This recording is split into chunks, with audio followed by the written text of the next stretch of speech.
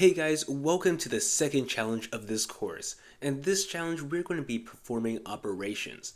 So the first step of this challenge is to create one variable, and we're going to call it balance. So that should be the name of the variable. And we're going to give it the value of 100. And note, 100 has to be a float, so it should have a .00, and it shouldn't just be 100. Then we are going to get on to step 2, and that is going to be creating another variable and calling it check. And we're going to give it the value of 23.92.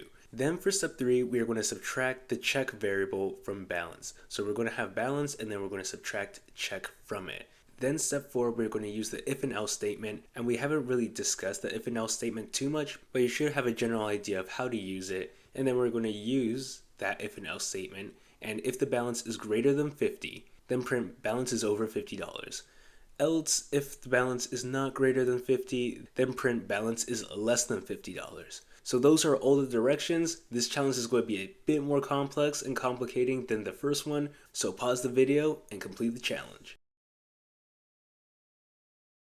Okay, so that should have taken several minutes, but now let's start. So we're going to create one variable, and we're going to call it balance and give it the value of $100.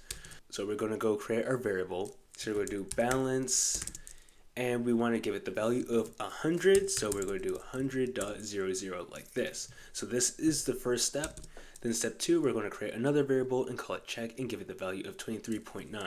So we're going to do check equals 23.92 like that. And then we're going to subtract check from balance using the shorthand method.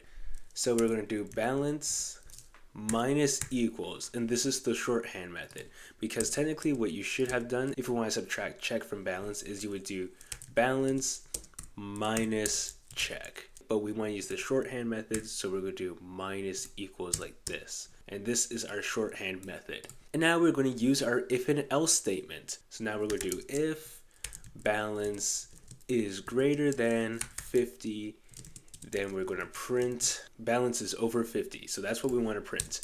Else, we're going to print something else. Balance is less than $50. So if we save and run this, we should actually get balance is over $50. And here we made a mistake. I said balance minus equals balance, which means that our balance is 0. We actually want to do check. So this is what you should have done. And now if we save and run this, what we should get is balance is over $50, and that's exactly what we want. And of course, if we make our check be any higher, maybe like 50.2, then we should get balance is less than $50, and that's exactly what we get. So that was it for the challenge. Nothing too complex. Of course, looking at the code is pretty simple, but now we're getting to more advanced complex operations, and this is the beginning of programming. So if you complete the challenge, great job, and if you didn't, then go back and try to complete the challenge again. But that's it, and let's continue to our next lesson.